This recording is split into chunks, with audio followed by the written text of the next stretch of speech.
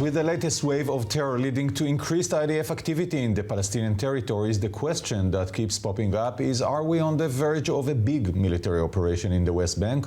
Adi Carmi is here with me, former Senior Shin Bet officer. Adi, thank you so much for being with us today. So, about that question, do you think that a big operation like the one we've seen 20 years ago is something that we are about to see? I think Israel's defense forces have the capability and the plans for such an operation. But since we're in the middle of Ramadan and Passover, I suppose no efforts are being spared to obtain quality intelligence, combined with pinpoint operations to prevent the next attack. All of that in order to delay that sort of big operation, to allow Israel's Arab citizens and the Palestinians in the West Bank to celebrate their holiday quietly. Israel is using a very, very delicate and complicated policy. On one hand, fighting terrorism mainly in the area of Jenin. On the other hand, letting tens of thousands of Palestinians get into Israel, to work here, to go to the Temple Mount and pray on Fridays. Israel takes a risk.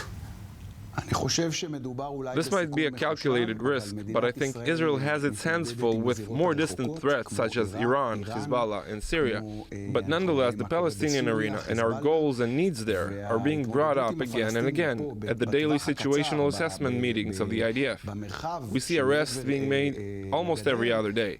Several attacks were successfully prevented. This sort of balance is the security forces' reality on each day of the year, and especially during Ramadan and Passover.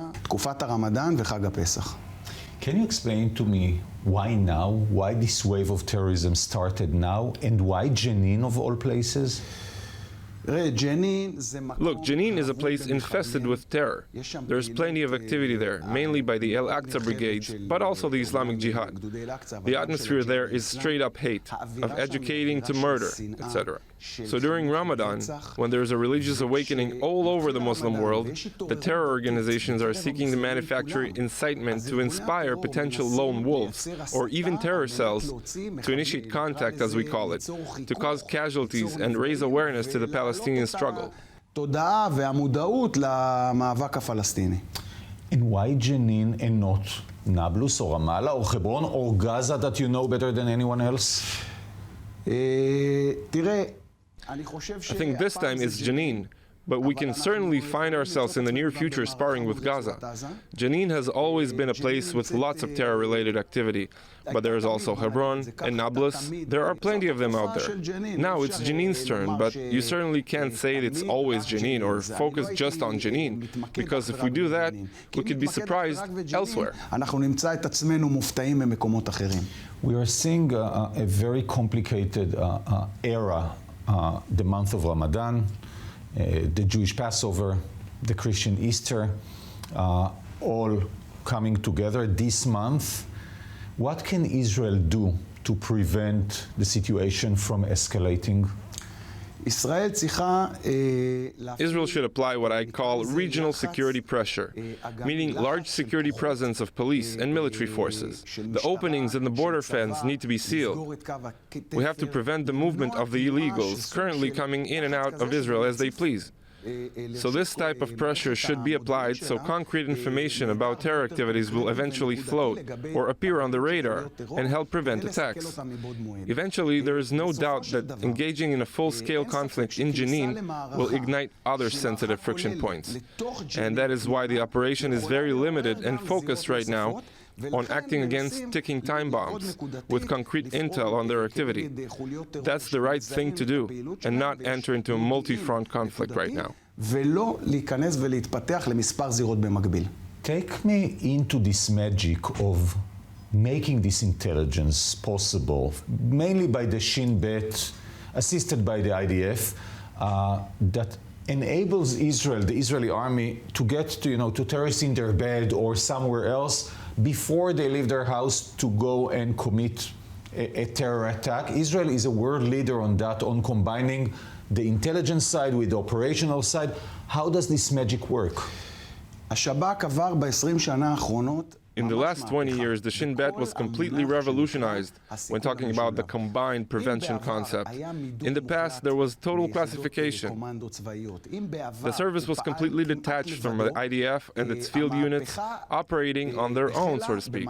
This revolution began during the Second Intifada. We started to work together. Short lines of communication. Intel was passed in real time to field units like Yamam or Duvdevan. This new form of cooperation, combined with the organization's ability to be quick and make the right decisions, turning information into action in a matter of seconds, not hours or days, minutes in the worst case. The results were that we're able to stop terrorists on their way to commit a terror attack. The public needs to know that there's an enormous amount of constant operational pressure, but our people are capable of working in these conditions to bring about very impressive results. So I think the public in Israel and around the world should know the numbers. Over 100 significant attacks were prevented since the beginning of 2020 alone. We're talking about shootings, suicide attacks, IEDs, and such. Terror attacks that if they were not stopped or prevented, we would have seen hundreds of dead Israelis. We can surely assess that hundreds of lives were saved only in this time. Also, I have to mention over 700 terrorists were arrested in this period too.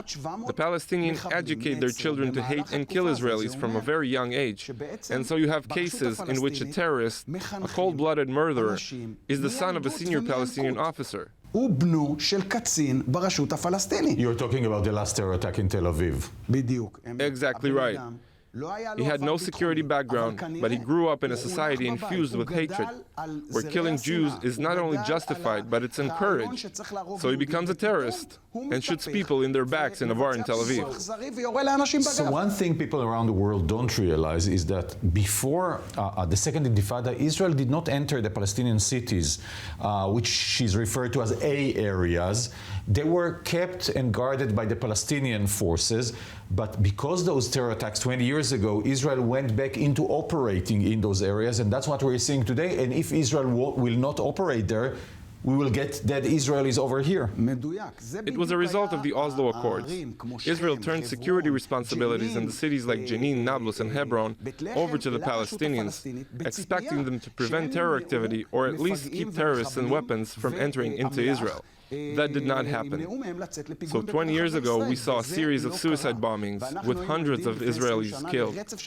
Israel had its back up against the wall, and so in a situation like that, you put pressure on the other side, and we did, with a large ground operation deep inside their territory to restore peace and quiet to our people, the people of Israel.